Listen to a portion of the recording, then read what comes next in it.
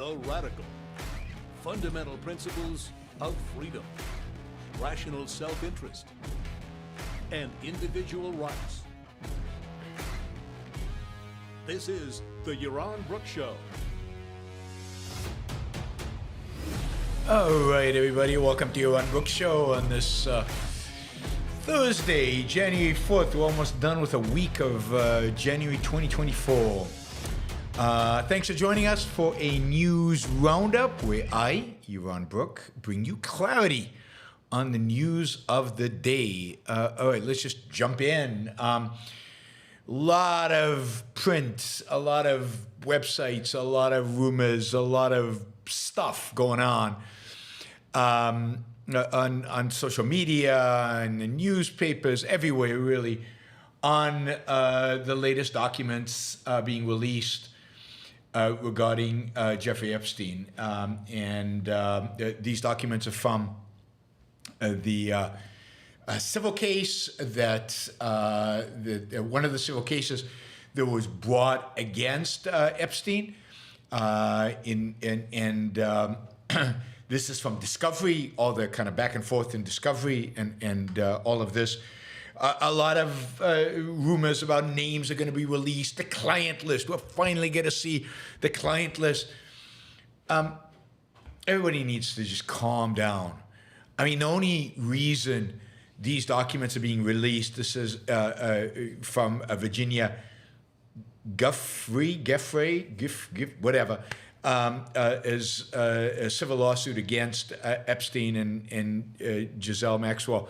The only reason these are being released is because the judge decided that most of the information in them was already public. So it's unlikely we're going to discover, unfortunately, very much new in what is being released right now. It's just confirming stories that already exist out there. The names that are being listed are names that we've heard before.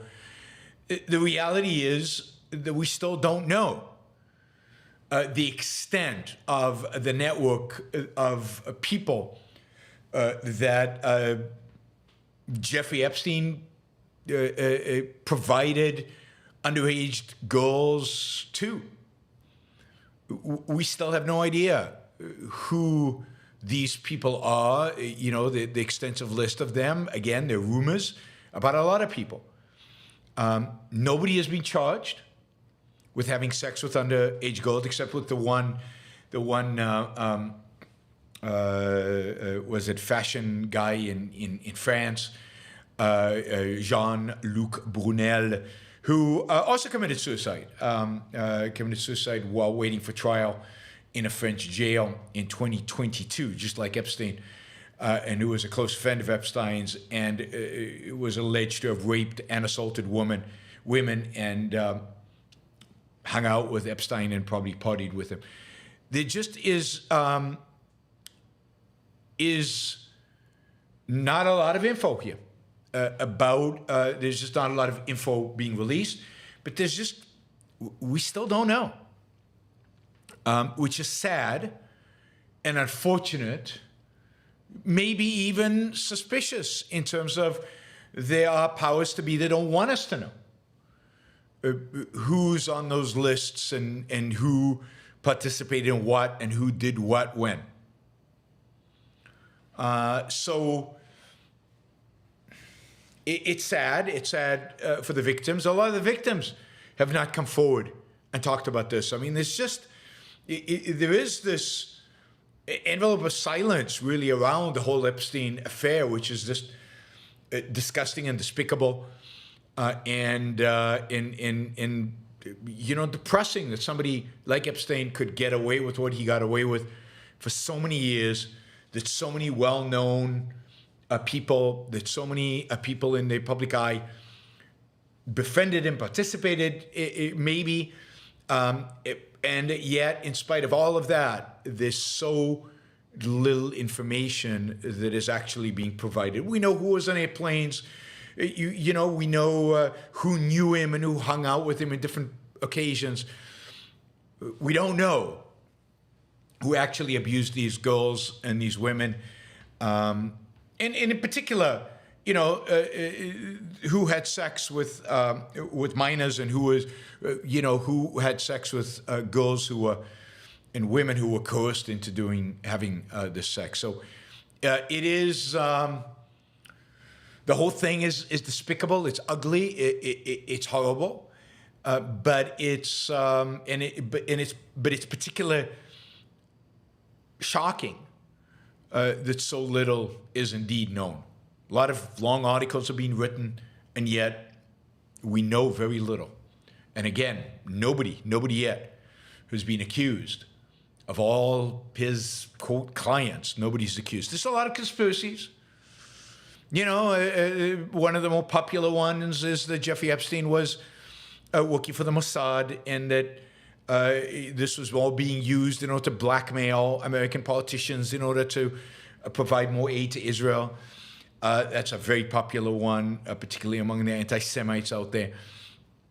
There's a lot of it, a lot of conspiracy theories about how he died and whether he was murdered or committed suicide.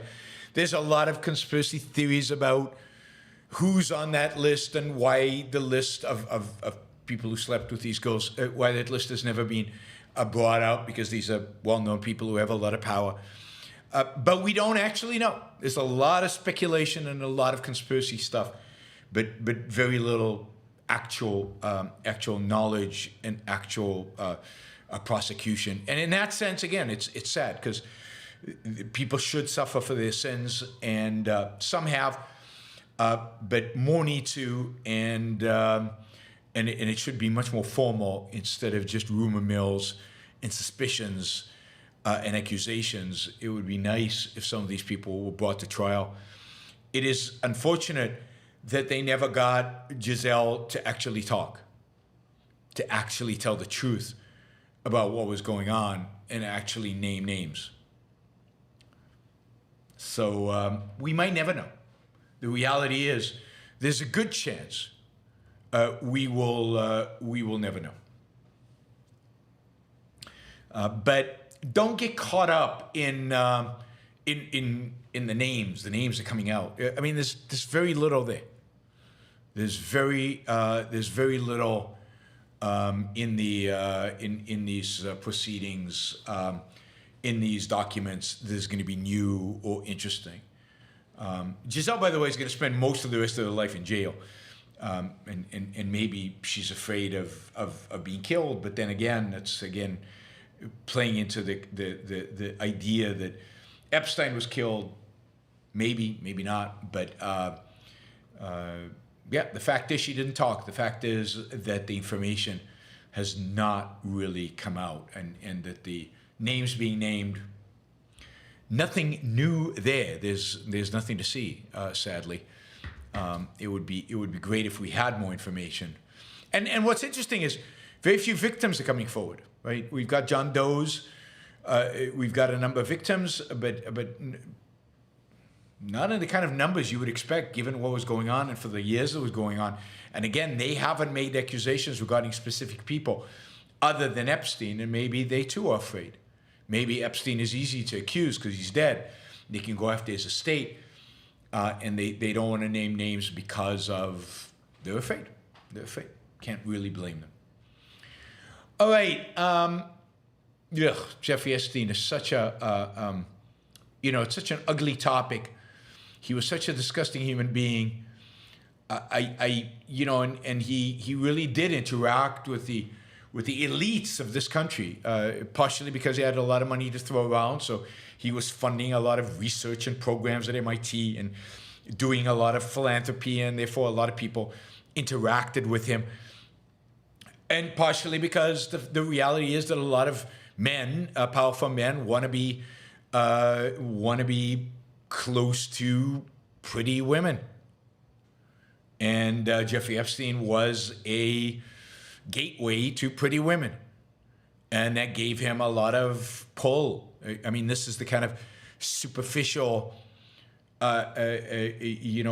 superficial culture in which we live. It's also the kind of sexually repressed culture in which we live, kind of the Christian culture in which we live, that requires, that kind of drives men into this superficial view of sex.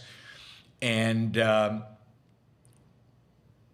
you know, this attraction towards the superficial, the shallow, ultimately the meaningless, men who are willing to risk their careers, their lives for these things. And somebody like Jeffrey Epstein, with his, you know, smooth talking, a projection of success and ability, and the association of success and ability with young, beautiful women. It's a perversion. It's a perversion that's led to, I think, a lot of distortion in terms of, in a lot of young men's mind, about what success really means, and what sex is all about, and what aims and what goals one should have in life. But to the extent that we can diminish the allure of a Jeffrey Epstein and the model he represents, the better off society becomes. All right. What else do we have?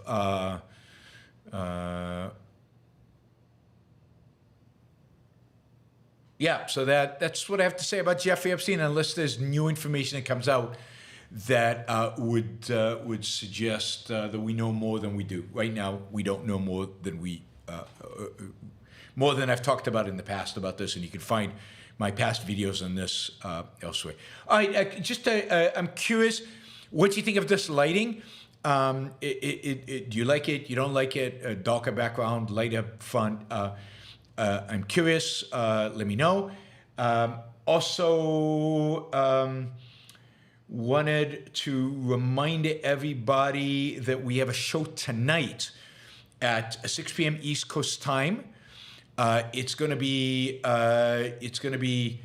really, really interesting. I'm going to be talking to an economist who is in Argentina. He's going to be in Argentina. He is, you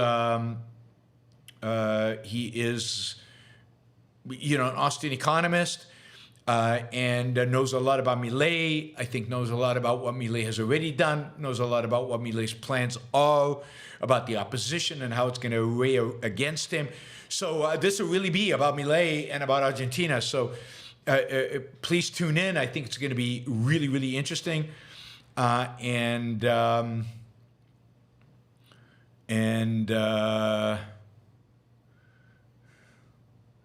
right, so as with everything on the Yaron Book Show, we have complete and utter disagreement in the chat about whether you like the lighting or not. Paul loves it. David doesn't. Scott, as usual, is non-committal. It's mixed. It's better than Biden, but not as good as Trump, I guess. All right. Anyway, tune in tonight. And we will do that. All right, let's. Yeah, I'm purposefully trying to do a dark lighting, a dark background to highlight, just to make it interesting. Do you like the lighting today? All right. Better than usual. All right, we got a poll. So you can vote on whether you like it or hate it. I have a feeling that the hates will win this out. Ooh, yes, so far, 50-50. So, it's moving. It's a constant moving target. All right.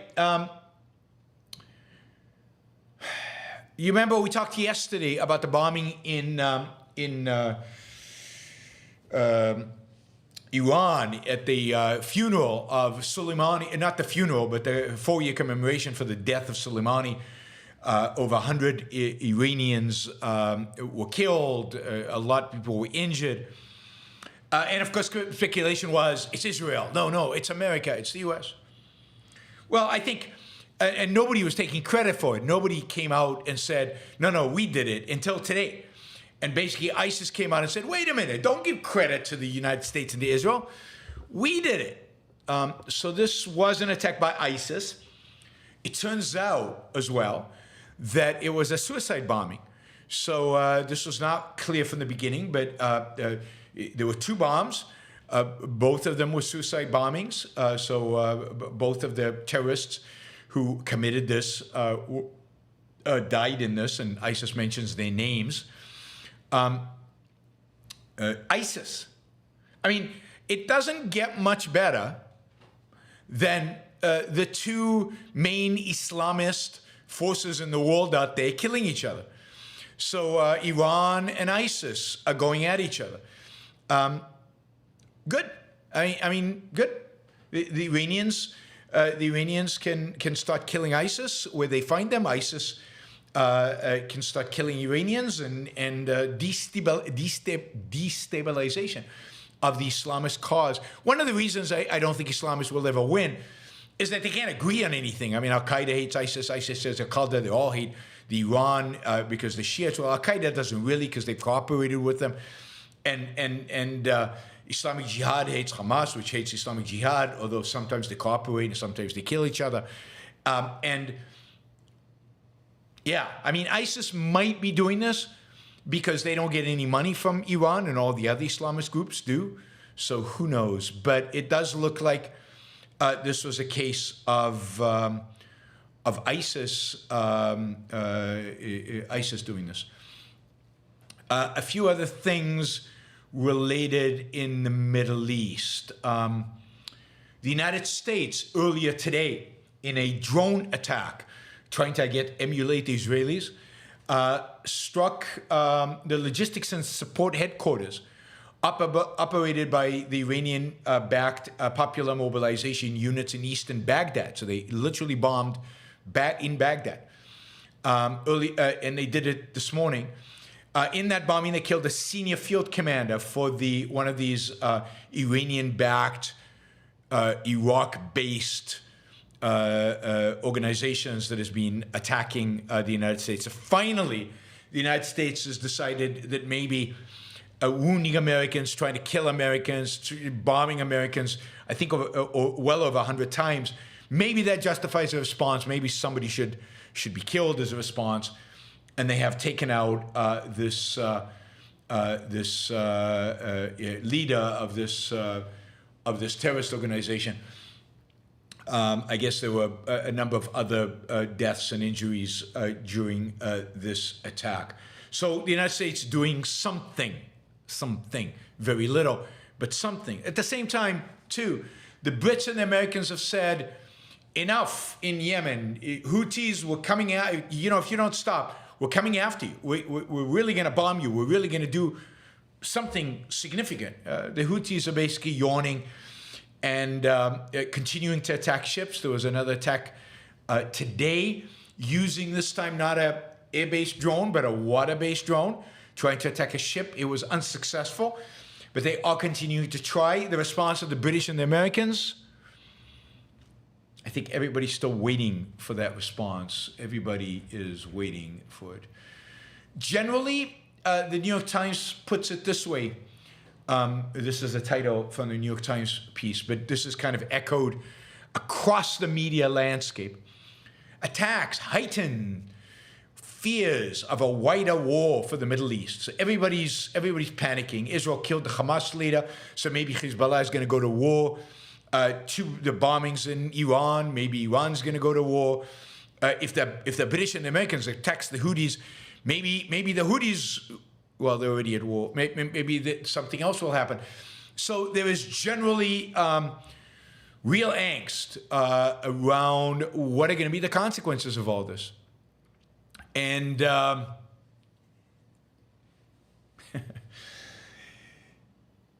what is interesting is I really do think that the one party that seems most uninterested in actually a war right now is the party that has the most to lose from such a war. It's time that America realizes how powerful it is. America doesn't want to use the power, is afraid to use the power. But the reality is the country that has the most to lose from a war, that fears a wider conflict in the Middle East right now more than any other entity is Iran. Iran doesn't want the war. If it wanted a war, it would have told the Hezbollah to launch all out against Israel. If it wanted a war, it would have sent more troops into Syria and they would have attacked Israel directly. If it wanted a war, its destroyer in the Red Sea would be engaging with the Americans. Iran is petrified of the Americans. They're poor. The economy's struggling. As I've told you many times, the U.S. or Israel could take out all of Iran's basically ability to export oil. They could do it in a day because it's all one facility in the Gulf. Iran has refined uranium that they could turn into nuclear grade, weapons grade. That could be taken out by the Americans for sure, even by the Israelis. Iran doesn't want any of that. Iran has difficulties at home. It now has to deal with ISIS. It does not want a war with the United States. The only people who seem to not think about that is the United States. The U.S. is the real coward here. They don't want to engage. They don't want to piss anybody off. They don't want to upset anybody. They don't want to confront anybody. They don't want to pursue their own self-interest. They don't want to do what's necessary for the defense of American interests. But Iran is really the one that's terrified. And I think even if Iran knew about October 7th in advance and maybe gave it a thumbs up, I don't think they expected it to be as, quote, successful as it turned out to be. Again, while they want to show some support for Hamas, they're not unleashing Hezbollah on Israel. Hezbollah doesn't want an all-out war with Israel. They know exactly what will happen to them if they engage in an all-out war with Israel. And Iran knows what will happen to them if they engage in an all-out war with the United States.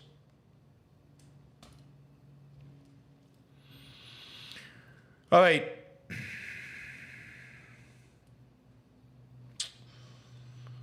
Let's see. So, again, just an update from the Middle East. Nothing really is changing much. Israel's under a lot of pressure to sell out, and it really looks like the Israeli war cabinet is more and more leaning towards some form of selling out. And of course, I think you know that Israel's been accused in the war crimes court in The Hague of war crimes by South Africa, and there's going to be a hearing about that later this month. So Israel's petrified and probably likely to compromise, sadly. All right, what else do we want to say? U.S. and Africa, yeah, this is related. So U.S. announced today that they are seeking drone bases. They're seeking to expand their military presence in basically three African countries, three relatively wealthy African countries, relative to Africa, that is. Ghana, Ivory Coast, and Benin. These are all countries on the western coast and Atlantic coast of Africa, all countries to the southeast of the trouble spot in Africa. The main trouble spot in Africa is just below the Sahara Desert, in countries like Mali, Burkina Faso, and Niger. We've talked about this. We've talked about this area as being dominated by ISIS and Al Qaeda. This is the same ISIS and Al Qaeda that kills Christians in Nigeria. It is the same ISIS and Al Qaeda that have been causing problems in this region for now at least a decade. The United States has lost its base, or is fearful of losing its base in Niger, which had a coup by a relatively anti-American,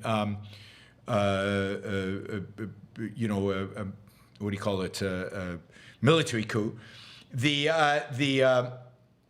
not only are they somewhat anti-American, they're very anti-French. The French were helping the United States track and address the issues with ISIS and Al-Qaeda, but Niger has kicked the French out completely, so the French are gone completely from Niger. But Mali, Burkina Faso, which are also former French colonies, at least Mali, I think, was, and the French have a presence there. The French have very little presence right now. And this is real challenging, I think, for the U.S. that is worried about ISIS and Al-Qaeda creating a base in this part of Africa from which to plan and launch terrorist attacks ultimately against the United States. So what it wants is to put more troops in more countries in Africa in order to, I don't know, to have drones to track the progress of ISIS and Al-Qaeda. This is so defeatist and ridiculous in my view.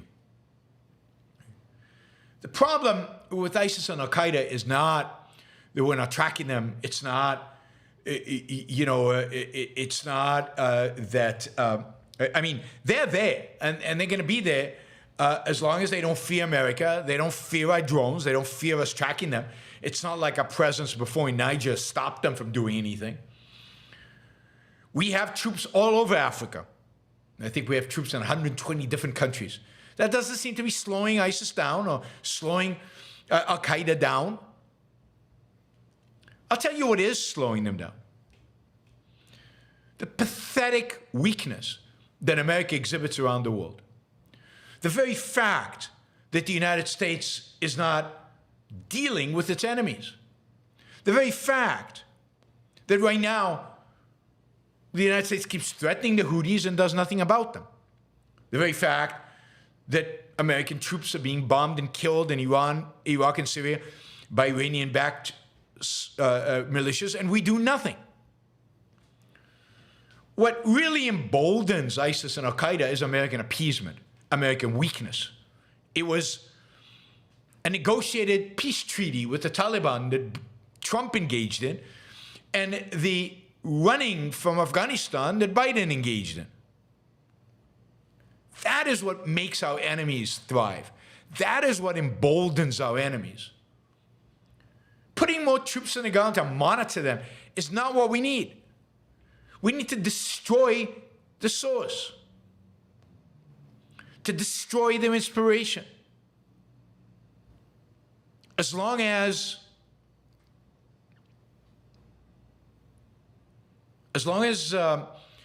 Iran continues to be a theocracy in the Middle East of Islamists, we will not rid ourselves of Islamist terrorists. As long as a country like Qatar is allowed to continue to fund terrorist activities by ISIS and Al-Qaeda, and the United States caters to them and puts its military bases there and allows Qatar to play a crucial role in negotiating between Israel and Hamas, and as long as Israel is willing to negotiate with Hamas, and as long as the United States keeps pushing pressure on Israel to modify, ISIS and Al-Qaeda would get stronger. If the United States was serious about ending the threat of terrorism, if the United States was serious about ending the threat of Al-Qaeda and ISIS, then number one, it would tell Israel, destroy Hamas, do whatever it takes. And by the way, destroy Hezbollah as well. You got a green light from us. That would be number one thing for them to do. And say, yeah, we're serious about destroying Islamic terrorism, the Islamist cause. That would send a clear message. And then, of course, they would themselves be doing whatever they can to destroy Iran's nuclear capabilities, destroy their support for terrorism around the world, destroy any element within Iran that is threatening, never mind attacking the United States or Israel. They would have destroyed the Houthis by now. And then if you do that, I don't think you have to worry about ISIS and Al-Qaeda in Africa. You can bring all the troops home and move the drones to more productive uses. What feeds our enemies, more than anything else, more than money, more than ideology, more than anything, is our weakness. Our weakness. That fuels the Russians, it fuels the Chinese, and it, without a doubt, fuels the Islamists. All right, some good news. There are a bunch of stories out about DEI dying. The DEI is, you know, whether explicitly or implicitly being de-emphasized by corporate America, that it's become toxic, that with the resignation of Gay at Harvard, a lot of companies are wary. They're wary of offending their customers. They're wary of offending their shareholders. Now, it's true that in some cases, it's just going to be a change the name, and the same policies will be there, but they'll just change the name. But even Axios, kind of a leftist publication, has companies a headline: companies are backing away from DEI, and you can see this. But if you search on a news, one of the news aggregators, if you just search DEI, you will find many news stories right now about how everybody is moving away from identitarian framework for hiring. Blackstone, you know, which is the ESG poster child, has moved away from ESG. They're now focusing on hiring for, quote, socio-economic diversity. And they're changing job requirements to find more diverse talent without targeting a specific race or ethnicity. This is Forbes is reporting this. Fortune is reporting this. Companies are now talking about wellness and inclusion rather than DEI. They're starting to look at other ways to do work without, you know, they're finding ways around the identitarian conceptions. Talking about employee experience or employee wellness, or all kinds of other stuff. Now, again, part of this is just DEI by a different name, but part of it is DEI has become toxic. Part of it is the whole identitarian project is, by many people, frowned upon. And I think that in this sense, the the critics of DEI, conservatives and others, you know, left, center, old-style liberals, that people are critical of identity politics, that are critical of identitarianism, are winning. I know Scott doesn't want to hear it, because the last thing in the world he wants is for the left actually to lose, because then how would there'd be no identity to his group? Their only identity is that they're anti the left. But the left is losing these battles. They're losing the battles for the mainstream of America. You see this in so many votes we've seen over the last few years, where when these issues are on the ballot, they always lose. And you see it now even among the elites, where, you know, with Harvard and Penn and Blackstone moving away from ESG, you're seeing that people are coming to the realization that, you know, maybe we need to find a different way. Maybe we need to soften this, or maybe we need to move away from it completely. A lot of companies, if you remember, moved into the DEI space as a consequence of the George Floyd and the whole Black Lives Matter. That's old news already. That happened a long time ago. News cycle has moved on. And the good news is, I'm not saying it won't resurrect itself. It could very easily resurrect itself. But for now, at least, there is real momentum that needs to be capitalized on. there's real momentum in undoing a lot of the damage ESG and DEI have created within corporate America. And that's all good news that we should share, despite the fact that some people don't want good news. All right, we have 102 people voted on the poll. We have 160 watching, so you too can, if you've seen the show in the past, you prefer this background or the previous background. Just curious, it's pretty close, 54 to 46 saying yes, they like this. They like this lighting better than the usual lighting. That surprised me. Just based on the chat, it looked the other way around. So if you haven't voted yet, go to the poll and vote so we can get a better representation of your views. All right, finally, for those of you who believe in monopolies, a company called Perplexity has just raised, $74 million that valued Perplexity at $520 million. Perplexity is a company that is taking on Google in search. Perplexity is a company that is going to be using AI as a search engine that is going to try to drive people away from Google search, away from using Google search and using their own search instead. Now, of course, everybody has tried to compete with Google, and lots of companies have tried and failed over the years. It's going to be interesting to see whether Perplexity can succeed. It got one of the investors in Perplexity, Beff Jezos, from Amazon, so that I think is interesting. Of course, they're using a new technology, AI, to try to beat Google.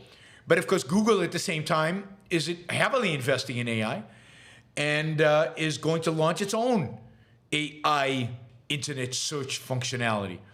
So whether Perplexity wins or not, what this really proves is that even when you get a dominant market position in an unregulated industry, there's always going to be competition. Somebody's always going to try to knock you off. Somebody's always going to try to do better.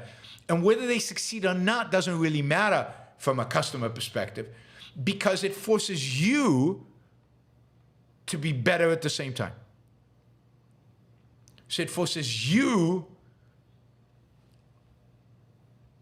to up your game, which is exactly the accusation against monopolies, right? They become, they don't improve. They just cruise. Not true, never been true in any kind of free market, any kind of even semi-free market. All right, watch out for Perplexity. It should be interesting. AI generally is going to change our world for the better. The benefits of the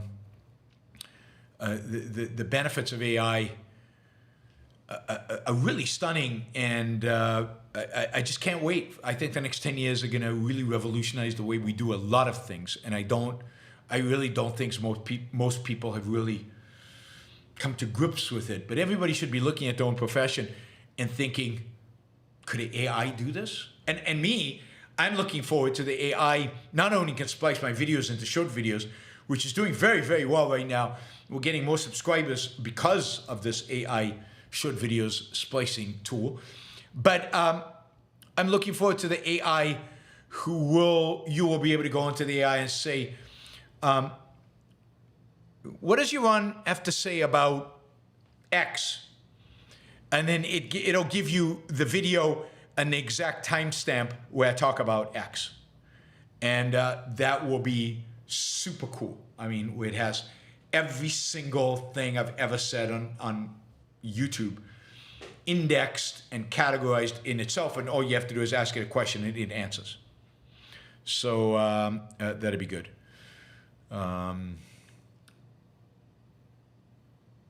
So Wanda Freeman says he misses the art in the background, but the yes vote that says they prefer this is beating the no vote out. What can I say?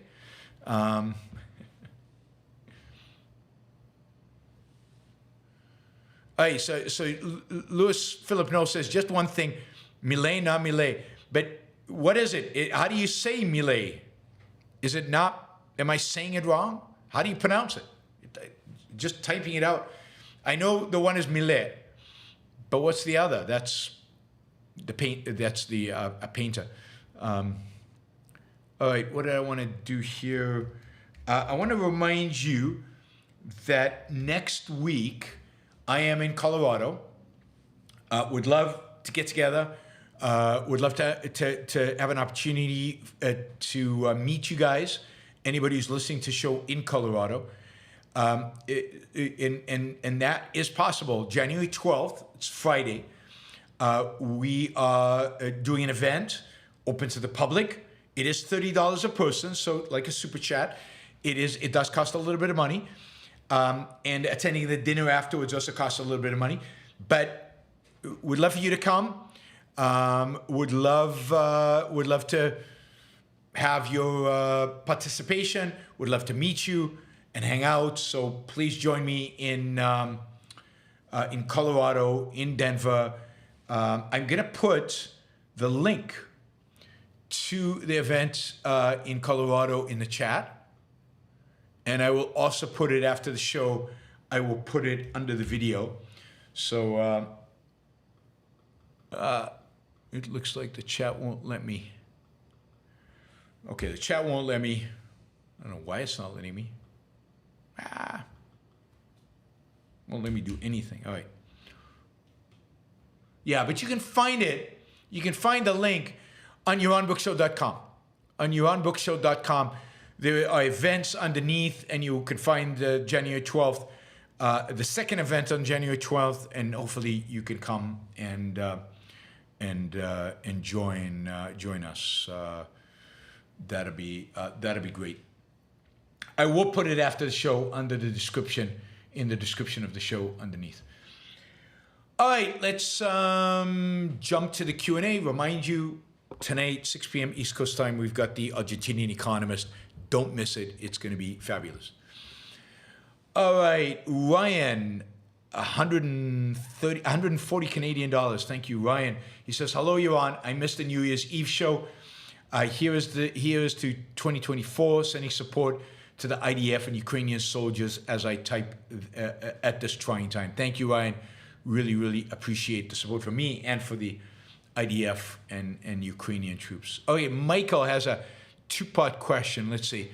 Part one, just to clarify from yesterday's question. I get that evil people don't think of themselves as evil and are good at compartmentalizing.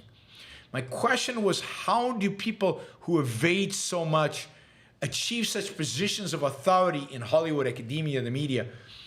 You would think, if Ayn Rand is correct, that people who evade wouldn't be able to achieve what these people have achieved. I mean, there are two things. One goes to the compartmentalization, right? In that portion of their mind that is compartmentalized, not to evade, if you will, they are good at what they do, and they can be good at what they do. And again, you see a lot of people who are very compartmentalized.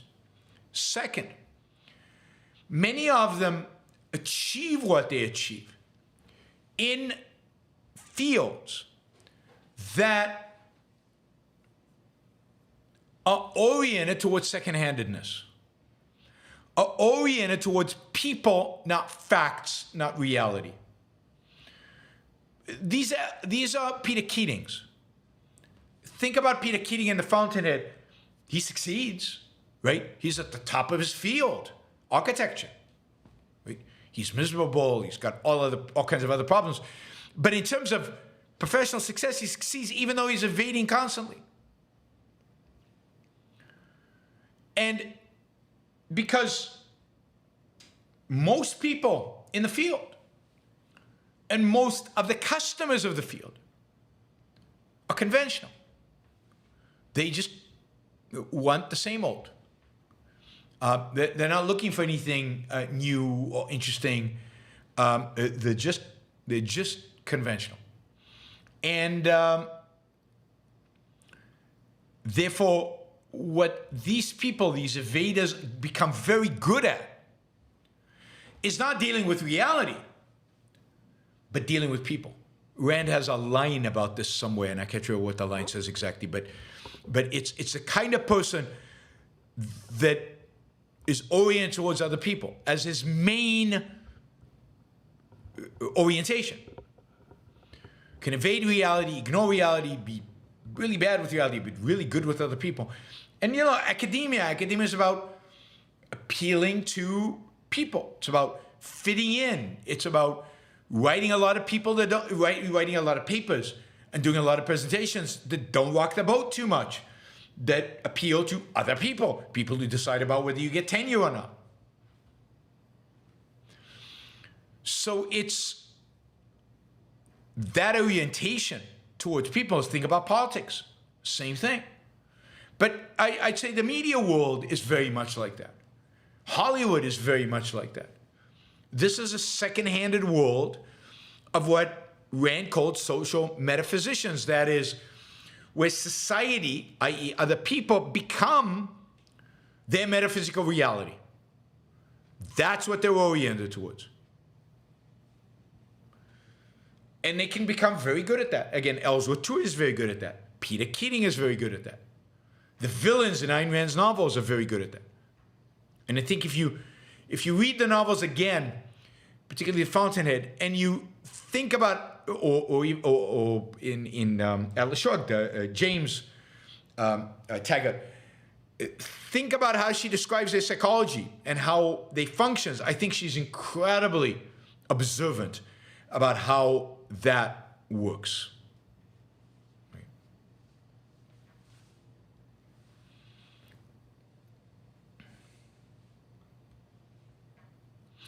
Thank you, Michael. $50. Really appreciate that. Silvanos, another $50. If there are powers that be that are restricting info around Epstein, doesn't it follow that they probably have a successor agent to facilitate the same capabilities? What chance would there be of such behavior in an ideal world?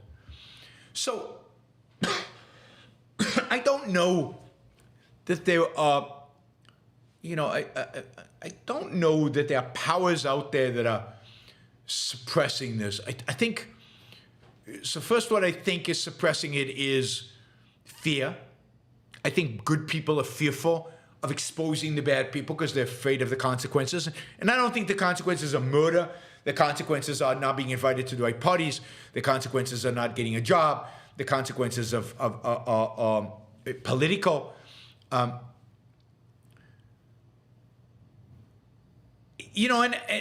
I think there's a lot of fear in the world. And I think fear, more than anything else, is holding people back from revealing what's going on. There could also be people in power that have strong interest not to reveal what's going on. It's hard for me to believe that they can hold it back. And ultimately, I think we will get more information about Epstein. How much? I don't know. We will see. And maybe we'll never know. Maybe that's possible. Do I think there's a successor agent, i.e. a successor to Jeffrey Epstein? No, I don't think so. I think once he was revealed, people are on the lookout for somebody like that. Now, it's not saying there's no access to underage, girls for sex. That is always available. It always has been available in history, sadly. But it's not done, I think, since Epstein. It's not done out in the open the way Epstein did it. Now it's gone underground, if you will. And I think that's right. I mean, there are prostitution rings everywhere. And some of them, I'm sure, cater to, the underaged, or the clientele that wants underaged children. And the police, I think, fight that constantly, shut down these rings regularly, but sadly, there was constant demand for this, and as a consequence, it keeps popping up again. But yeah, the government should definitely be focused on shutting these down. And again, the FBI and other law enforcement do on a regular basis. What chance would there be of such behavior in an ideal world? I think a lot less. Would an ideal world, would there be no pedophilia? I doubt that you could get to that level of ideal, right? Maybe, but there'd be very little. First of all, because the appetite for such a thing would be reduced. I think, a healthy philosophy leads to a healthy psychology. A healthy psychology, with a healthy psychology, one doesn't seek children as objects of sex. It's a sick psychology that demands that. It's a certain mental sickness. And the healthier we are as an ideal society philosophically, culturally, the less repressed we are about sex. The more sex can be discussed in the open, the more it's viewed as something natural and beautiful. The less healthy sexual appetites are put in the underground, the less sickness there is, the less perversion there is, the less of this kind of behavior, the Epstein kind of behavior there would be. The more self-esteem people have. And here I know a lot of you will object and flip out. But people like Jeffrey Epstein, people like Donald Trump, who is another, sexual, what do you call it? There's a great video where he acknowledges this predator, right? Predator is a good word.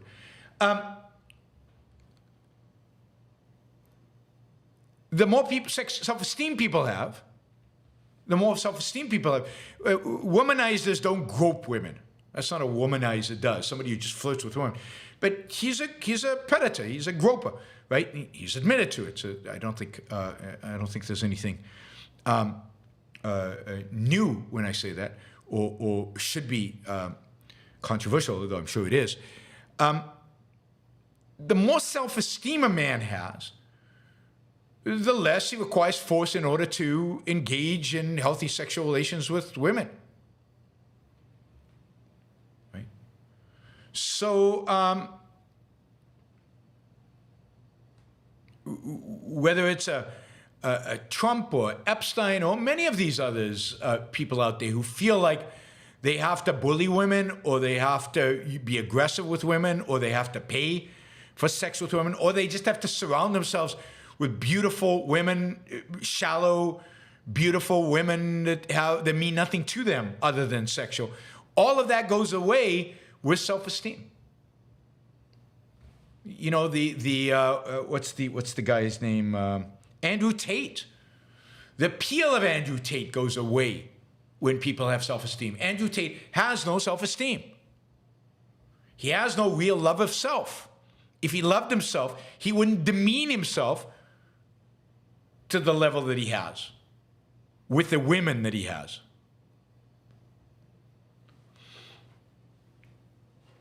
So, so I think that all of that suggests that in a ideal world, who we partnered with, our relationships, our sexual relationships, our romantic relationships would be completely different than they are today.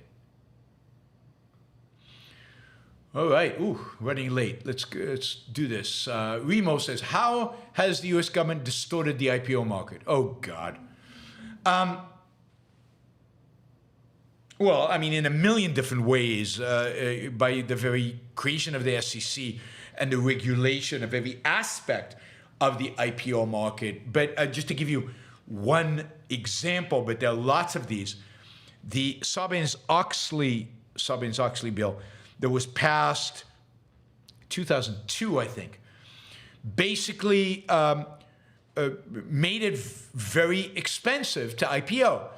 It created a duty for the CEO to legally be responsible for the financial statements being issued. It made the legal liability of boards and CEOs much more robust. It made it much more expensive to go public, much more expensive to IPO. And indeed, for years after Sarbanes-Oxley, the IPO market mostly dried up, and a lot of public companies went private because it was much, much cheaper to be a private company than a public company because of Sarbanes-Oxley. It basically placed a regulator on every CEO's shoulder in terms of the accounting and the numbers and stuff like that for public companies, but not for private companies. But everything, all the SEC disclosure requirements, all the SEC regulations are geared towards public companies. Well, the more expensive you make going public, the more difficult you make going public, the more liability is involved in going public, the less going public there will be. And that's distortive of the IPO market. And that's just, again, one, you could go lots and lots of layers on that. Bradley says, in Anthem, solitude is illegal. Is physical space necessary for thinking clearly? Many compulsory socialists socialize in order to avoid solitude. Objectivism has helped me enjoy and even require my own space to operate rationally. Yes, I mean, I do think you need your own space. Ayn Rand once said something like, civilization is the process of more privacy, right? Privacy meaning, to some extent, solitude. That is a space. That is being able to be alone. If you think about how people lived in the Middle Ages, everybody lived in one room. Kids, mother, father. Maybe there was a blanket that separated the parents' bedroom from the rest of the house. But everything was one room. If you had sex, it was basically sex in public. There was no privacy. Privacy didn't exist. And the richer we are, the more civilized we are, the more privacy we demand. And privacy meaning space we demand. Separate space. Separate spacing. And I think it's crucial. I think it's crucial to be able to be alone. It's crucial to be able to be in silence or with music that you enjoy. It's crucial to be able to think without somebody else whispering in your ear, without somebody else making noises. It's important to have time alone for your mental health, for your ability to think, your ability to concentrate and focus. And you have to be able to create the conditions under which you focus best. And that requires you to have your own space. Hopper Campbell says, do you think a lot of leftists can't see themselves working with their hands, so when they observe manual labors, they assume these must be miserable and being exploited into doing such intolerable drudgery? No, I don't. I don't think that's the source of it. And I don't think Marx thought that the workers were exploited and miserable, that what they were doing was horrible and therefore they were being exploited. I don't think that is the sequence that generate his view of exploitation. I mean, for him, it was more the reality that the workers worked and that their management and capitalists didn't seem to do any work, and that for him, work was physical. He himself didn't do any work, of course. And it was that the capitalists got rich, the laborer did not, even though from a perceptual perspective, which is the level at which Marx could conceive of the world, the laborer did all the work and sweated the sweat. And it wasn't so much about misery, it was about the fact that they produced the stuff. And the management and the capitalists didn't do anything. They literally weren't creating anything. And Marx couldn't contemplate what it is they could be creating. And as a consequence, he had this view of they're getting rich. The only people doing any work are the laborers. They must be exploiting the laborers. That is the only way you could understand this.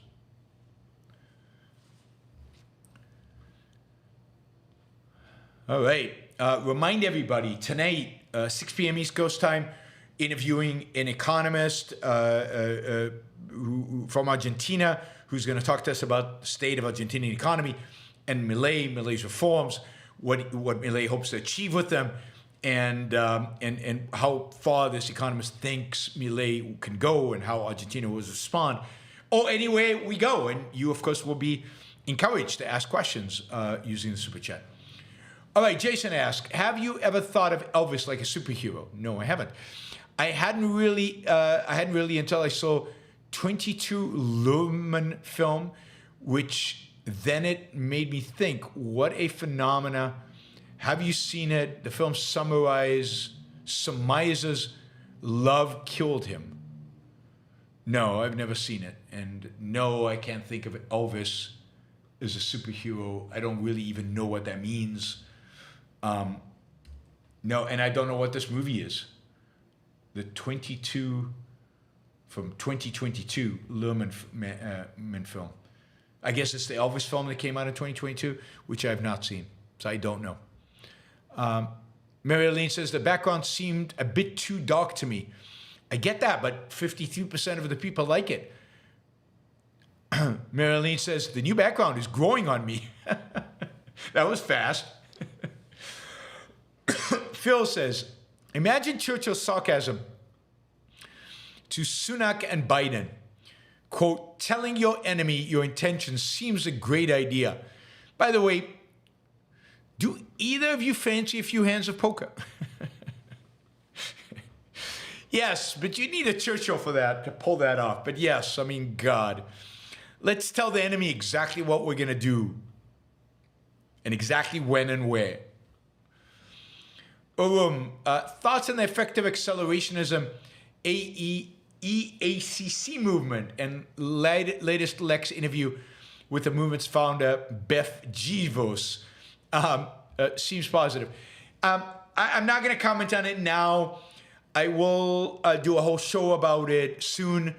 So I need to watch the interview. But yeah, I've been following this a little bit over the last few weeks, and I will do a whole show on it very soon. So I'd rather not comment on it now and leave it for a show that I'm going to be doing.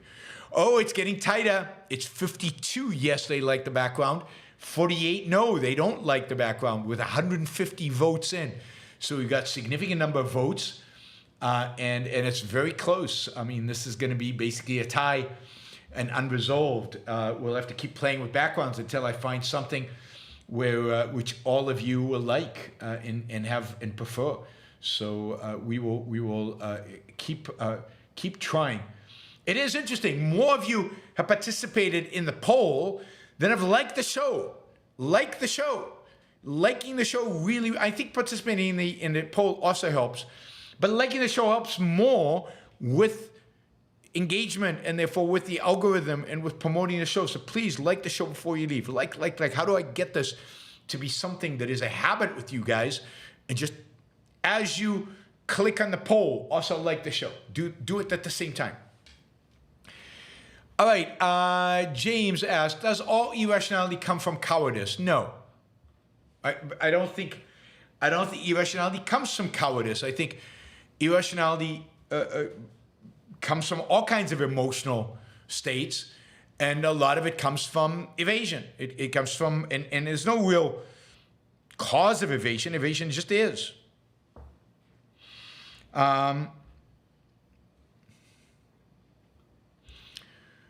James says, I'm getting a bit sick of living an honest life with such a threatening legal system there to protect people. Well, think how much more scary it would be to live a dishonest life and not know which dishonesty they could lamp onto and drag you off to some horrible, yeah. So, yes, I mean, I'm sick of the legal system we have. But at least I know that they've got nothing on me. They've got nothing on me. They'd have to really be corrupt to come after me. Imagine if I was corrupt, I'd really be terrified. JJ Jigbees, Yaron, who cares what most people think? They're wrong. The dark lighting obscures the art in the background. It looks like you lost power and are using an emergency lights. I mean, that's one interpretation. Another interpretation is more dramatic. I stand out more. So I'm not convinced by that argument. The art is background, no matter what the lighting is. It's background art. It's not art to be focused on. I'm not big on background art anyway. I think art should always be kind of at the center. You see, it's even distorted in that sense that it was the camera was angled in the wrong way. But I don't think that's the right answer. I mean, does all background have to have art? Does the background I have to have art? What else could it have? I mean, I'd be challenged to come up with a better background than I have. So because by people who know, by marketing people. So I'm interested in what you guys think. I'm not going to change. I'm not going to put a green screen back there. I'm not going to change. But how do we make it more interesting? How do we make it so that this background is not boring? Because I think you guys are bored. We could put strobe lights back there. We could put, we could have dancers dancing behind me. I don't know. I'm asking for input, but the reality is that me standing in front of a bookcase with some art pieces behind me is not going to attract new viewers to the show. And the reality is that these things do matter. That is, the kind of background you create does matter. I'm not putting up a green screen. That is not happening. So it has to be something where we actually manipulate objects in reality. It's not going to be a green screen. Too much of a headache. And no, I'm not doing a green screen. That is done. Frank says, is it more justifiable to disregard civilian casualties in a democracy backed Hamas than the civilian casualties that may occur in Iran? No, I think in either case, you have to do whatever is necessary for your self-defense. And Hamas was not democratically, there was one election. You don't know what the election would be today. I think they would still win, or would have been before October 7th. I think they would still win. But that's not the point. The point is, you have to do what is necessary for your self-defense. That gives the justification. Your self-defense requirement is justification enough to do whatever is necessary to win. And how the government got to where it is, none of your business. Their problem, not yours. Have nuns in the background. I could have nuns in the background. Too expensive. Nuns are expensive. You spend way too much time getting irritated with people on chat. All right. I didn't spend a lot of time today getting irritated at people on chat. Clark, is a British accent your favorite accent? Yeah, by far. Well, in English, but generally, maybe even that's not true. A French accent, I think, is sexy, but I think a British accent, it's the most intellectual, most prestigious, I think. Okay, Jason, you have a healthy balance of using the irritants in the chat as props they are. I think so too. I think these guys are props for me. You guys, if you think I'm really getting irritated, or if it upsets you, you're taking it too seriously. Now, if it turns off new people, right? If it limits the number of subscribers on the show, then I'm worried. By the way, don't forget to subscribe if you're not a subscriber yet. Don't forget to subscribe. Demon, how do you view personal data? I think it should be viewed more as private property and given protection as such. What are your thoughts? Yeah, I think so too. But there's a sense in which it is where when you go on a website, you fill in one of those forms and you say, yeah, you can use my data. None of us read those forms. But there has to be a different model where our personal data is respected and is thought of as our data, and where companies like Google and others pay us to use the data. Or they don't pay us, but they give us a lot more control over their data. Now, the reality is most people don't want that control. And most people, you wouldn't use that control if they got it. I don't think the government needs to intervene here, except for the third-party doctrine, which Amy Peikoff talks a lot about, which is the idea in the law that if you give your data to Google, then you've given up your data, and then the government can take it. Now, you've given Google the right to use it in a variety of different ways, and that's fine. That's private property. But the government shouldn't have access to that data. And I think that the third-party doctrine perverts much of the way our private data is used online. What I would like to see is a market-driven solution to the problem, where maybe different business models deal with that data differently, and we choose how our data should be dealt with. But nobody's forcing you from giving your data to anybody. Do you think DEI is in publishing, like stories and novels are being accepted based on the author's race or gender instead of quality of work? Yeah, we know that. That's definitely the case. I'd even say it's in publishing in the sense that what is the story? Who are you telling the story about? Are you white telling a story of somebody who's not, who's colored? If you're colored, you're telling a story of a white person. All of these factors, unfortunately, tragically, playing a role in the publishing world. There's no question about it. Sylvanos, throw a fancy rainbow light in there. I'm thinking, maybe a halo, like some kind of halo thing. That'll work. Charlie, put a green screen of good Renaissance art. Just some ribbing. I know you don't like it. I like Renaissance art. What do you mean? I don't like green screens. But again, I don't want art as background. I mean, I have some art in background because it's the background of my office. So I'm not gonna. But and I think it adds to the aesthetic. But I don't want you to perceive art as something you put in the background. I want you to experience art, and for that, it needs to be your focal point. And I want to get you to the point where you view art that way. All right, Enric, get a good lighting person to recommend different lighting scenarios. There should be someone from all your connections. Lighting people, is there anybody out there who's a lighting person? I need a lighting person. Definitely need a lighting person. So, and particularly if you know of a lighting person in Puerto Rico, right? Get me a lighting person in Puerto Rico who can come into my office and help me, lighting and design person who can design my background and set up the lighting properly and put up some strobe lights or, disco balls or whatever we need to do in order to do this right. But I agree, Enric, and my challenge is to find somebody.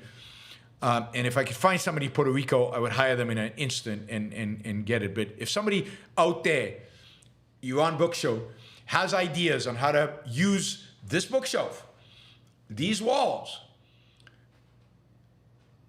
for a better background, and what kind of lighting I should be using, then please let me know. Please let me know. And I'm happy to, even if you can't make it to Puerto Rico, do a consultation with you online, pay you for it, and try to create a more. I mean, you guys already sold, so it's really make a more welcoming set for new people. That's what I want. Welcoming set for new people. Mary Aline is coming around to the disco ball idea, I see. All right, everybody. 6 p.m. tonight. Don't miss it. I'm looking forward to it because I'm interested. But I know a lot of people are interested in Millet. So join us. Quickly, Chalet says, oh, what about a 12 gauge and an American flag in the back? That's always a good one. Too conservative, too, I'd have to have like a rainbow flag on the other side to show that I'm not some, Second Amendment focused, Bible thumping conservative. So we'd need to balance it off with some stuff, right? See, it's difficult. We have to do stuff, that is going to be real to who I am. I don't have a 12 gauge. An American flag I like, but no ISIS flags. Yeah, I don't know. Bob Marley poster. No, that wouldn't be go right. Maybe a Beethoven poster. But I've got Vermeer. Vermeer is over there. No, not over there. That way. That's Vermeer, right? And that's more me than a poster of like that. I have to enjoy the office as well because it's my office. All right, guys. See you at 6 p.m. Don't miss out. By the way, the poll is 62 to 48. Those of you who are not watching live can't do the poll, but you can, in the comment section, you can let me know what you think of the lighting. Bye, everybody. See you tonight.